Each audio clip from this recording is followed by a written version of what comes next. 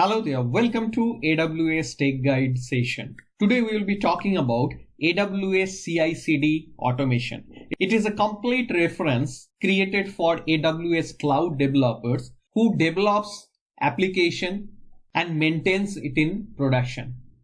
Now in this course, we will start from the code repository. We will create code commit repository. We will create a separate user, perform few Git operations, and I will show you how to create Git branch, pull request, check conflicts, and merge. Next, in a very quick session, we will use Code Guru for our automated code review.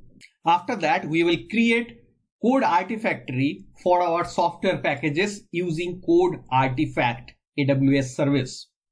Next, we will create a repository to store the Docker images using Elastic Container Registry. We will pull the image from Elastic Container Registry and we will deploy that image by code deploy service. In this course also I will show you how to use code build to build a Docker image and push it to ECR.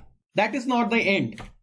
Next, I will show you how to route traffic through load balancer, create target groups, create ECS cluster, and use Fargate to deploy a Spring Boot service.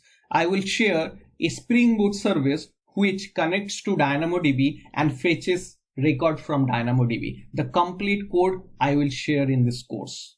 Next, I will show how rolling update deployment works. At the end of this course, you will be able to create an automated flow of continuous integration and continuous delivery using code pipeline. Also in our code pipeline, we will add one new stage, a manual stage for approval. Yes, most of the time after build, you may need to review or approve something for your code deployment to the final production environment. So we will add a manual approval stage in our code pipeline.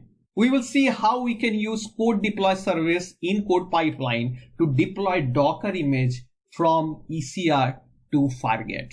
This course consists of series of practice labs. It will give you all the essential knowledge you need to implement and use various AWS services. If you are interested in this course, it is only the agenda preview.